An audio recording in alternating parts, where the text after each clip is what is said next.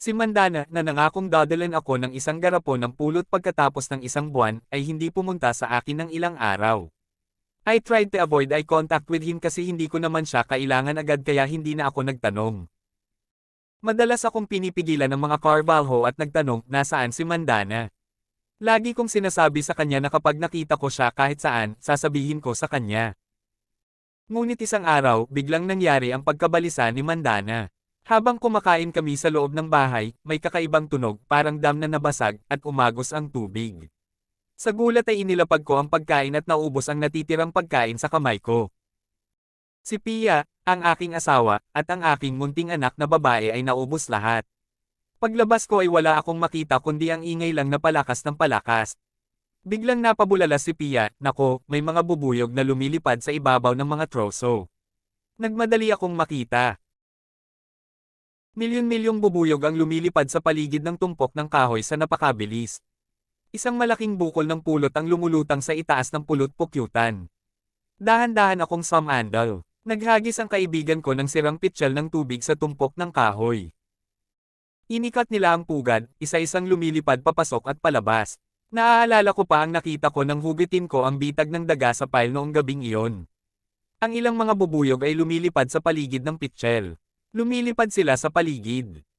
Ang gilid ng sirang pitsyel ay umuugong na parang shell ng kabibe. Siguro sinusubukan ko lang tuklasin ang loob. Hindi ko maintindihan kung bakit ganoon na lang nila ikot ang sirang pitsyel. Habang pinapanood namin ng kaibigan ko, mabilis na lumilipad ang lahat ng mga bubuyog. Pagkaraan ng ilang sandali, walang lumabas na mga bubuyog upang manirahan. Naisipan kong sabihin kay Mandana na ilagay na lang ang pugad sa kahon sa bahay. Ngunit ang problema ngayon ay si Mandana. Hindi ko alam kung nasaan si Mandana.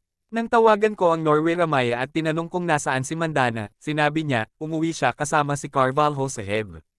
Hindi na siya nakapunta rito mula noon. Okay na ba lahat sa bahay? May problema ba? Tanong ko. Asterisk wala. Tumatakbo siya na parang may gustong gawin sa mga kaibigan niya. Nagkunwari kaming masama ng kaibigan ko at dinala ang Mandana. Magkano ang trabaho o sweldo ang ibinigay ko sa kanya? Sinabi ko sa kanya na huwag banggitin ito, sabi niya. Sa tingin ko iyon ang pangunahing dahilan kung bakit naiinip at nalilito si Mandana. Normal na tao ang spoiled na lalaking iyon. Sa tingin ko siya ay dumating sa lungsod na ito at nabigo. Kaya tinanong ko si Ramaya, maaari ka bang pumunta sa Mandan at ibalik siya? I'm so sorry. And you're also sorry na sinabihan mo akong huwag kang kontekan. Dapat pala hindi na lang kita tinawagan.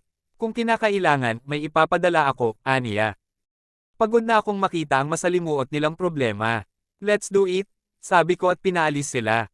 Hindi na ako makapaghintay na makilala si Mandana dahil nauubusan na kami ng panggatong para sa pagluluto.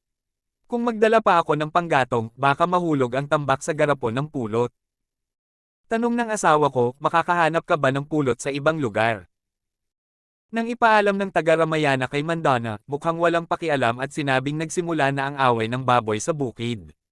Dapat walang pulot na natitira. Naisip ko sa aking sarili, kawawang matanda. Napakahusay ng iyong ginawa. Kaya nagpunta ako sa Matikir Honey Association, ngunit walang paraan. Sinabi ko kay Luxman ang tungkol sa aking problema at sinabi ko, kamahalan, mangyaring ilagay ang halaga ng pulot sa isang kahon. Luxman ay sabik na sabik. Inihanda na niya ito, ngunit wala ni isang kahon sa asosasyon. Kung tatanungin mo si Mandana, bibigyan kanya ng kalahating presyo para sa isang kahon, sabi niya. Hindi, matagal ko na siyang kilala. Minsan ko na siyang sinabihan, pero hindi siya dumarating. Siya ay isang ganap na naiibang tao. Kapag siya ay tama, siya ay tama. Kapag siya ay mali, ginagawa niya ang kabaligtaran, sabi ni Luxman. Kaya nagpa siya ako. Ilagay ang mga garapon ng pulot sa kagubatan sa gabi. Sa gabi, palihim naming inilalagay sila ng mga kaibigan ko sa likod ng bakod sa hardin. Sa umaga, isang bagong problema ang lumitaw. Karamihan sa mga bubuyog na nangolekta ng pulot mula sa mga banga sa kagubatan ay bumalik upang hanapin ang orihinal na lugar. Hindi nila mahanap ang mga banga sa shed na panggatong at nagsimulang humirit ng malakas. Iniisip ko kung nandoon pa ba sila. Sinabi ko sa aking mga kaibigan na maglipat ng maraming panggatong hanggat maaari. Ngayong gabi, ang mga garapon ng pulot ay dapat ibalik sa kanilang orihinal na lugar. Kinaladkad nila ang mga kahoy na panggatong sa kayeg ng mga bubuyog na lumilipad sa paligid. Kinagat pa siya ng ilang bubuyog dahil akala nila isa siyang manunulat.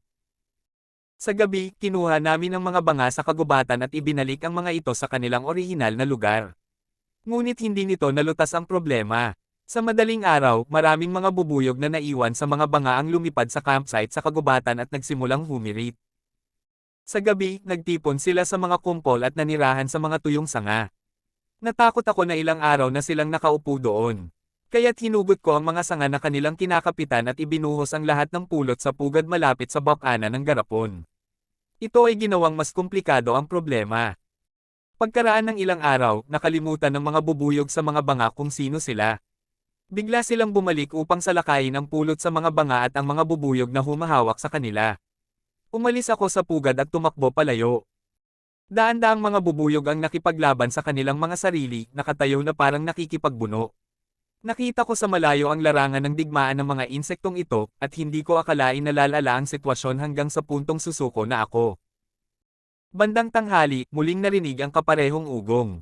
Nang tumangala ako, nagsisimula na namang mabuo ang pulot sa itaas ng pugad.